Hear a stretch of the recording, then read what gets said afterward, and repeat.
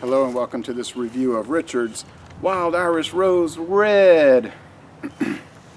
Okay, this is 13.9% alcohol. It says on the label 100% grape wine. It was $3.49 at Winn-Dixie.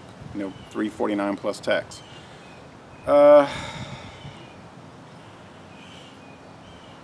Okay, Richard's Wine Company, Canandaigua, New York. That is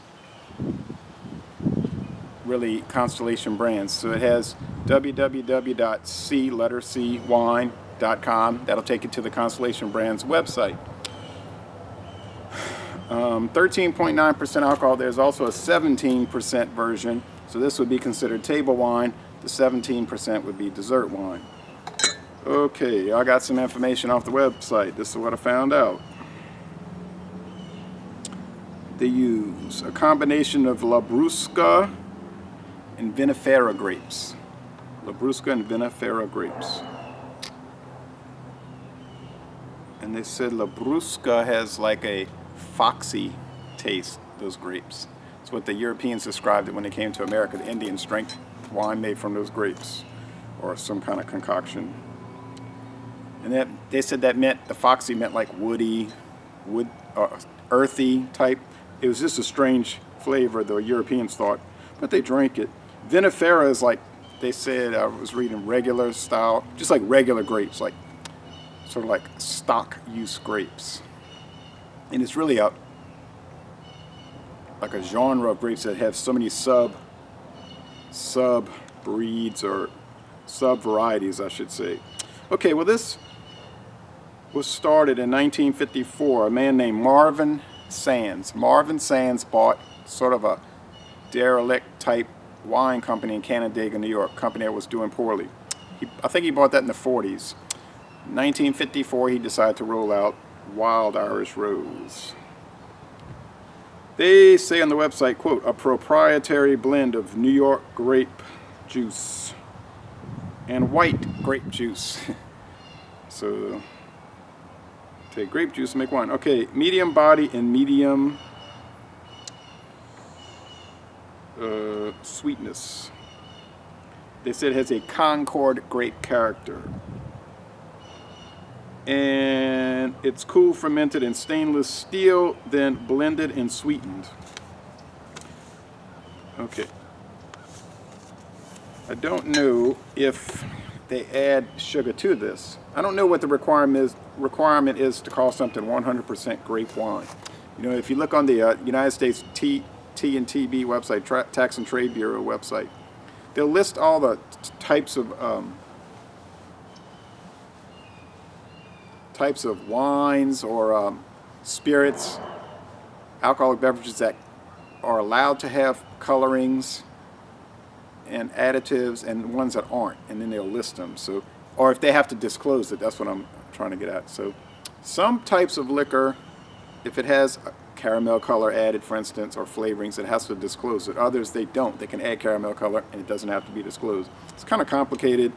I mean, you can look at it, it's clearly explained, but I mean, it's complicated because the documents are so vast and extensive. All right, so last time I had this was New Year's Eve 1996, and I didn't like it. I didn't finish it. I had it chilled. That might have affected the flavor. I'm drinking it room temperature now. So there's a big variety of flavors, and those are obviously done with color added. You can see on the bottle, and some kind of natural, so-called natural flavors, artificial flavors. This is basically the original version. That's what they had, Wild Irish Rose Red wine. Then they started to add various flavors. Now here it says, trying to read the code.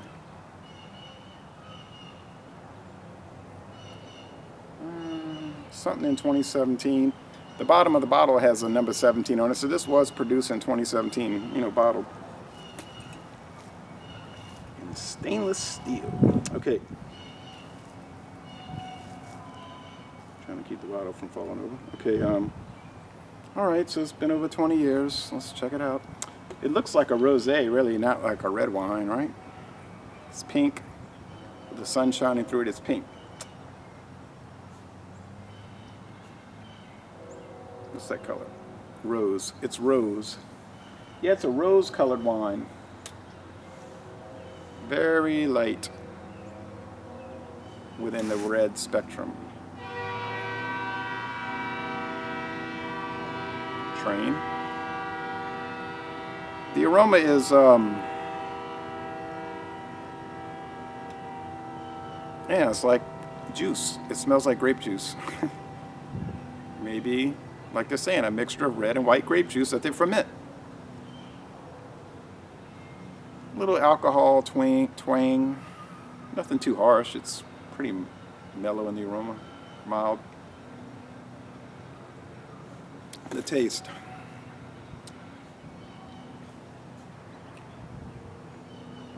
It has that Concord grape character.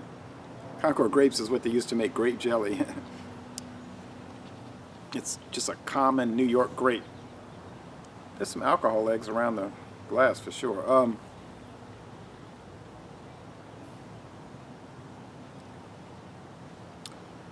There's definitely that tannic quality. Grape skins for sure. That is very prominent. You will get that in the Manischewitz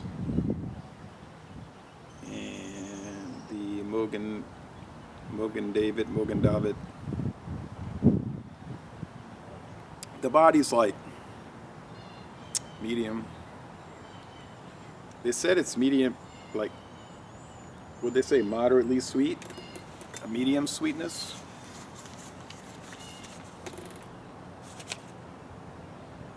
Yeah, medium body and medium sweet. It's exactly the way they describe it. And then they talk about the director of wine production. If you look at these sell sheets, the director of wine production, he went to Baudouin College. He started working for Canandaigua Wine Company, which is Taylor, I guess, Taylor Wine, back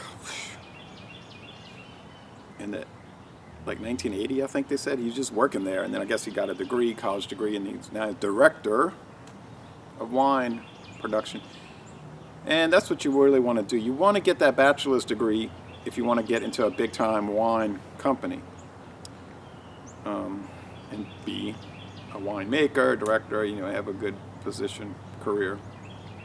Probably need a Bachelor of Science in Food Science, Biology, Fermentation Science, something like that. So you can check into it. I can help you with some resources on that in privately. And it's worth that 4 or 5 year sacrifice, I think, in my opinion. This is okay. It's a budget item. It's not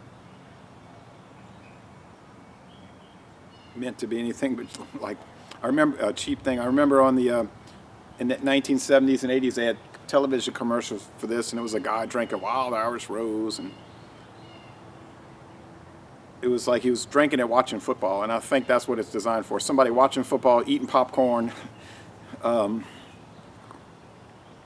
maybe a hot dog and chili, some corn chips, something like that, potato chips, and maybe they don't like beer, like they don't like the taste of beer, but they want some very inexpensive wine and drink this. But really it's cheaper if you go to Walmart.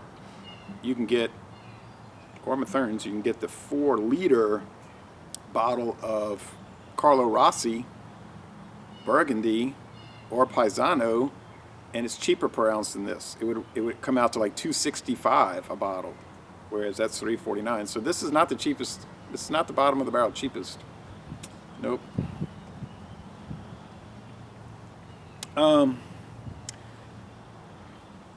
How does it like stack up to Paisano? Well, I think Paisano has more character. It's more complex flavor. It's more tannic. But they're probably not too different in like the quality area. But I mean, I'm not going to buy all those flavored ones though. I said, well, I'll get the red because it's just red wine. or rosé, really. But all that flavored stuff, I just don't like it. So this is fine. I think there's sort of like a subculture surrounding this, sort of like considered an infamous type product. When it first came out, I noticed some old labels from the 50s they had on the internet. It was 20%. It was a 20%. It was really a knockout product. There is a 17% version, but I think over here we get the 13.9, still within the table wine realm. So I remember an episode of All in the Family. Archie brought home, he was celebrating something at work, I can't remember. He brought home a bottle of wine, and it was something like that. And he said, "Oh, wine," and then Mike said, "Oh, I love the, it's got a lovely bouquet in the cap." People laughed, but of course they all drank it. So for like working class people like the laborers, it's